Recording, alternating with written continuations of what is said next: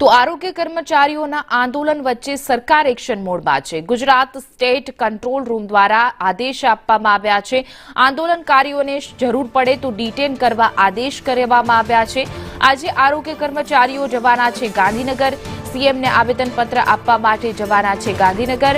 એસ્માને લઈને આરોગ્ય વિભાગે જાહેર કર્યું છે નોટિફિકેશન। આરોગ્ય વિભાગના કર્મચારીઓને લઈ એસ્માનું નોટિફિકેશન છે।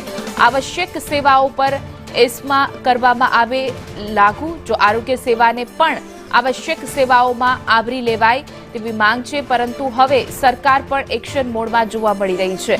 વધુ વિગતો સાથે અમારા સંવાદદાતા હિરેન રાવલ જોડાઈ ગયા છે। હિરેન, જે રીતે આરોગ્ય કર્મચારીઓ કેટલાક દિવસથી આંદોલન કરી રહ્યા છે અને હવે ગાંધીનગર પહોંચવાના છે આજે, ત્યારે સરકાર પણ એક્શન મોડમાં છે, શું છે અપડેટ?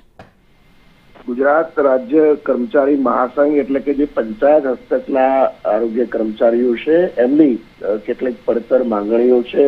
એમની કેડરને ટેકનિકલ કેડર ગણવા સહિતની બાબતો ની રજૂઆતો અગાઉ કરવામાં આવી હતી। સરકારે સહમતિ પણ આપી હતી, પરંતુ કાગળ ઉપર ઠરાવ ન થતા, કોઈ નિર્ણય ન થતા આ આવેદનપત્રો આપવામાં આવ્યા હતા। આજથી અચોક્કસ મુદતની હડતાળ આપવામાં આવી છે અને એના જ પગલે રાજ્ય સરકારે ગઈકાલે જ આરોગ્ય વિભાગે એસ્મા એક્ટ લાગુ કર્યું છે। આ એસ્મા એક્ટ એટલે કે એસેન્શિયલ સર્વિસીસ માટેનો એક્ટ હોય છે કે એના માટે કોઈ પણ પ્રકારનું આંદોલન એ એસ્મા જ્યાં લાગુ હોય છે એ કર્મચારીઓ નથી કરી શકતા, અને જો આંદોલન કરે અથવા તો ગેરહાજર રહે તો એમની સામે કાર્યવાહી થાય, એ પ્રકારની આ એસ્મા એક્ટની અંદર જોગવાઈ છે।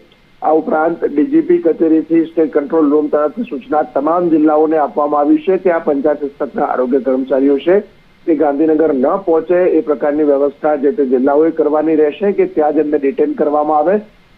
એમની માંગણી માટે રજૂઆત કરવા માટે આજે ગાંધીનગર પહોંચી ગેટ નંબર 1 થી એમના અધ્યક્ષ જાતે મુખ્યમંત્રીને આવેદનપત્ર આપવા માટે જશે, એ પ્રકારની જાહેરાત કરવામાં આવી છે।